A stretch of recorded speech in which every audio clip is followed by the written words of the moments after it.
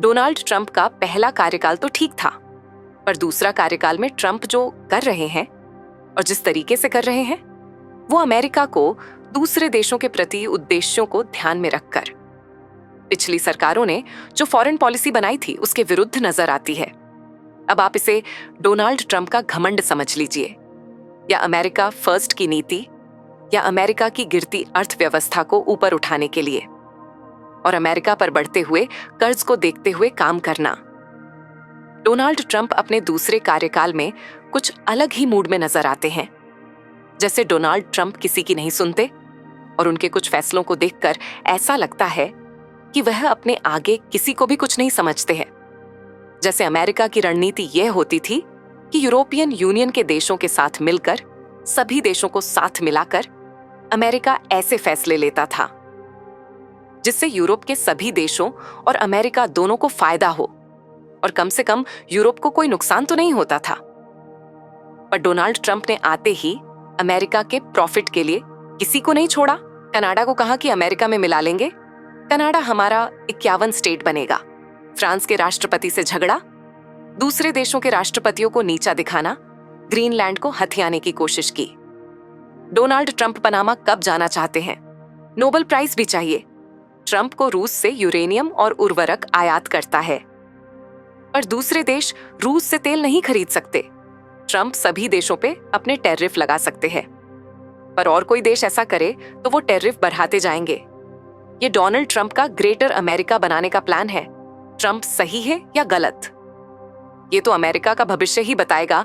इन सब से अमेरिका पर भरोसा जो यूरोपियन देशों को था, वह सालों साल का भरोसा ट्रंप ने ऐसे तोड़ा जैसे वो कुछ भी नहीं अमेरिका के सामने। जब एक तरीके से यूरोपियन देशों के साथ मिलकर अमेरिका अपने सैंक्शन जब भी किसी देश पर लगाता था, तो यूरोप के सारे देश उसे वैसे ही मान्यता देकर उस देश पर सैंक्शन लागू कर देते थे। पर अमेरिका ने उन्हीं यूरोपीय देशों को धमकी दी, उनकी ही बेइज्जती की। उन्हें कहा अपनी सुरक्षा खुद करें, और कहा नाटो अमेरिका के बिना कुछ नहीं है। ट्रंप बस अपनी मन की कर रहे हैं। अब यूरोप के देशों के उद्देश्य, नियम सब वैसे ही है जैसे पहले थे, बस अब उसमें अमेरिका नहीं है। अब यह कहने की बात है कि अमेरिका उनके साथ है, पर अंदर ही अंदर यूरोप के लगभग हर देश के साथ डोनाल्ड ट्रंप ने अपने रिश्ते खराब कर लिए हैं, जिसमें डोनाल्ड ट्रंप ने अपनी आर्मी से भी डराया। बस इन्हीं कारण से यूरोप अब अमेरिका से नहीं बल्कि खुद से कार्य कर रहा है। अपनी इकोनॉमी के लिए यूरोप के देश अपने निर्णय स्वयं ले रहे हैं, और तो और इन सभी यूरोपियन देशों पर भी डोनाल्ड ट्रंप ने सैंक्शन लगाए हैं।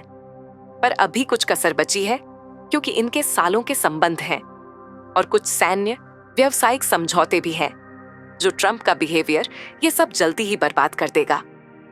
जैसे डोनाल्ड ट्रंप के यूरोपियन यूनियन के सभी देशों के राष्ट्र अध्यक्ष को इस तरीके से अपने सामने बिठाना कारण अब कुछ भी हो, पर अब यूरोपियन यूनियन डोनाल्ड ट्रंप के फैसलों के साथ काम करता दिखाई नहीं दे रहा है।